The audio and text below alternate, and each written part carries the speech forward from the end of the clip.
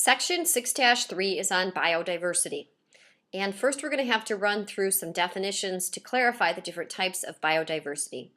The general definition of biodiversity is the sum total of all of the genetically based variety of all organisms in the biosphere.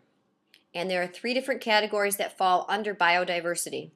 The first one is ecosystem diversity, and if you notice in this particular definition, ecosystem talks about habitats, communities, and ecological processes in the living world. So that's where you can try to remember the difference between ecosystem diversity and biodiversity. The next one is species diversity. Species diversity, and as you're looking in the definition, refers to the number of different species in the biosphere.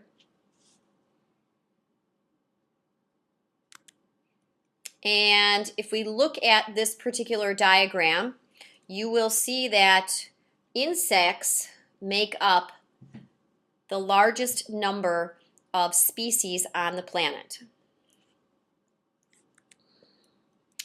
The third branch off from biodiversity is genetic diversity.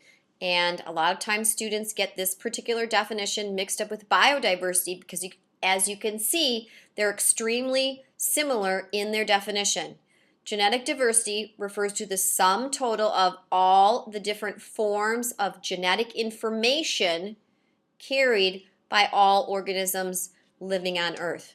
Remember, the definition of biodiversity is the sum total of the genetically based variety of all organisms in the biosphere. So those are extremely similar definitions. Biodiversity is one of Earth's greatest natural resources, providing us with foods, industrial products, medicines, for example, antibiotics, heart drugs, anti-cancer drugs, and painkillers. What this section, though, is going to focus on is what are the threats to biodiversity and how can we prevent those particular things from happening. The main threat, of course, is human activity. Humans can damage a lot of the ecosystems, which then we're going to have an effect on the species that live there. So an example is altering their habitat. Just chopping down trees is going to affect the biodiversity. Hunting species to extinction. There are lots of animals that are extinct. The passenger pigeon, the dodo bird, they were hunted to extinction and no longer exist.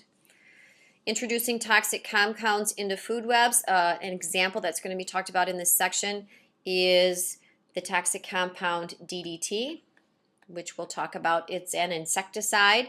It is banned from the United States, but it is still used in other countries, so we'll talk about that. And then finally, introducing foreign species to new environments. The one that is unique here in the Great Lakes is the zebra mussels, also the mustard plant. Altering ecosystems can lead to, once again, extinction. I know you've heard of this word before. Extinction is when the species totally disappears from all or part of its range. It means that it doesn't exist anymore and we cannot find it on the planet. Endangered species is a species whose population size is declining in a way that places it in danger of extinction. And the huge one that is in controversy here in the state of Wisconsin is the wolf population. That was once on the endangered species list. They have taken it off, and there are some groups that feel that it would get hunted now to extinction. So, habitat alteration. We're going to go through each one of these separate categories. As habitats disappear, the species that live in those habitats also vanish.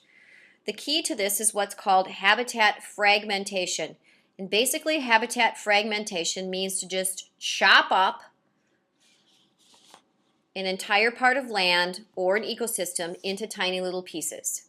So we take a nice chunk and put a shopping mall, and we put some houses there, and we put a restaurant there, but then we might have a park right in the middle, so we'll leave some of that land. That chops up the habitat and the animals then become very confused. That's why we're seeing a lot of more of the local wildlife coming into the cities because their habitats are being chopped up.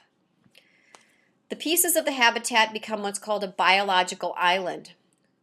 In other words, a habitat surrounded by a different habitat. An example is New York City's Central Park.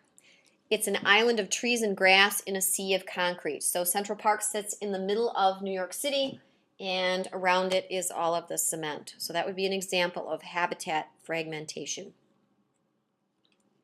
Demand for wildlife products. Some species have been hunted to extinction for food or other products. Those products might include their meat, their fur, their hides, their horns, and their tusks. And of course, we know that there are limits that are put on specific species when hunting comes into play, and certain species are no longer able to be hunted.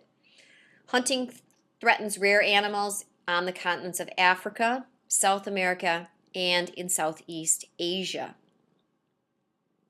CITES, it's in capital letters because it's an acronym, bans international trade in products derived from a list of endangered species. Unfortunately, though, a lot of these species still are hunted.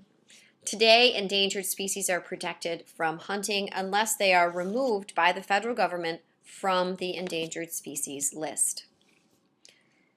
Another problem with biodiversity would be pollution.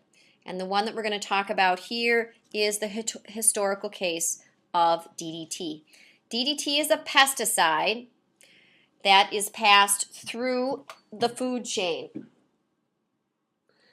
It's non-biodegradable, non meaning it cannot, and bio is a life thing, be broken down. So it's something that cannot be broken down in the system. Similar to lead.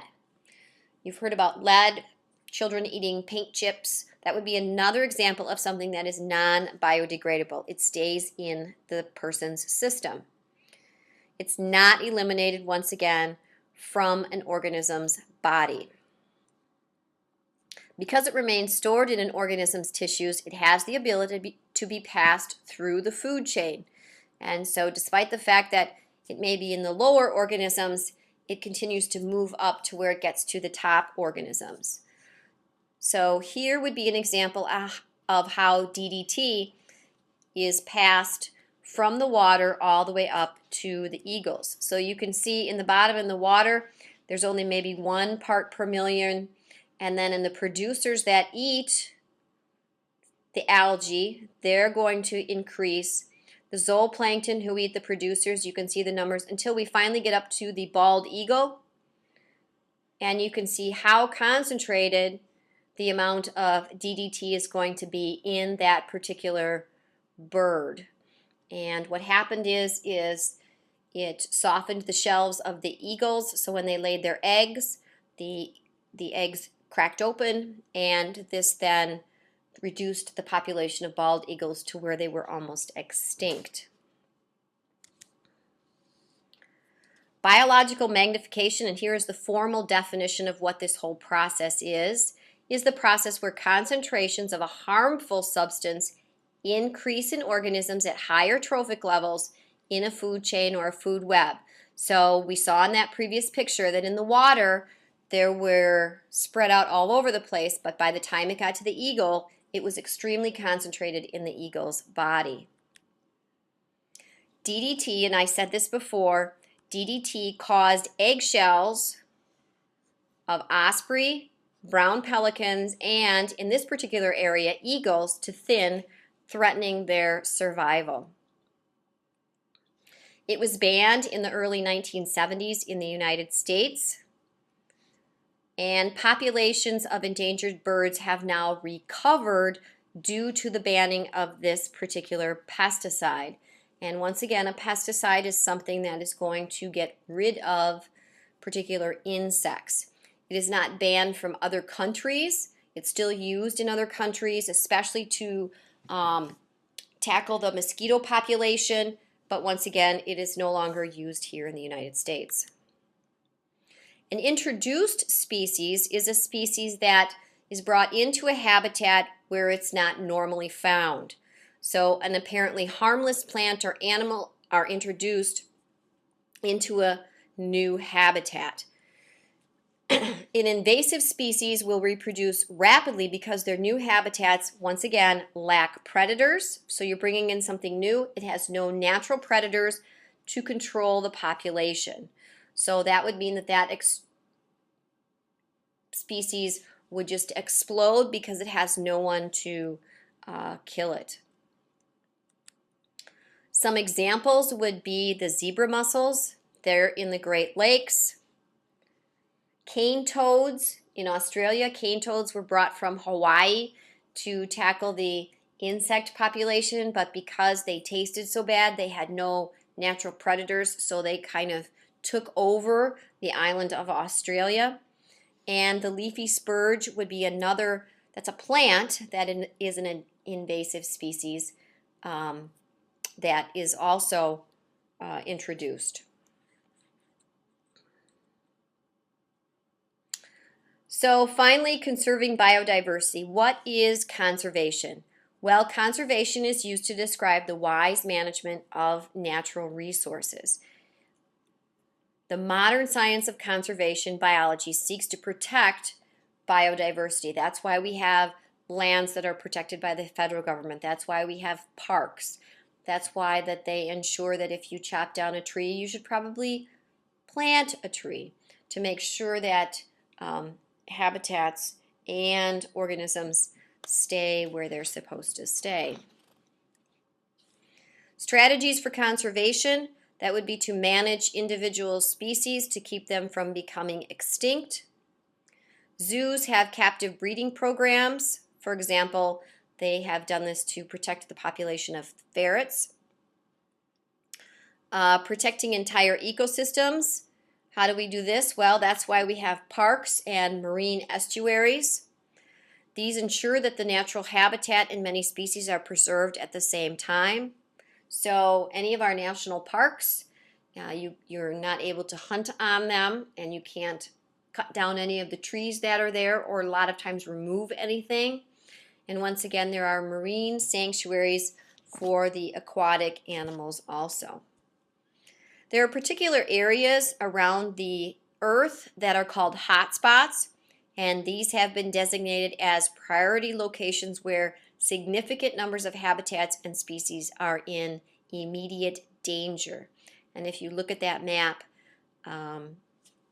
all of those areas are, of course, in red. And they're mainly, if you also look at the particular map, a lot of them are not in the United States. The United States only has an extremely small portion because of the laws that we have in place in the United States to protect species. So the majority of the United States and Canada are untouched. Finally, some of the challenges for conservation. We want to protect our resources for the future, but that requires people to change the way they earn a living, because we're such a disposable society today that we just don't think anything of cutting things down and just throwing them away. We have to remember that it takes a long time for things to be replaced. Conservation efforts attempt to maximize benefits while minimizing economic costs. And this concludes podcast section 6-3.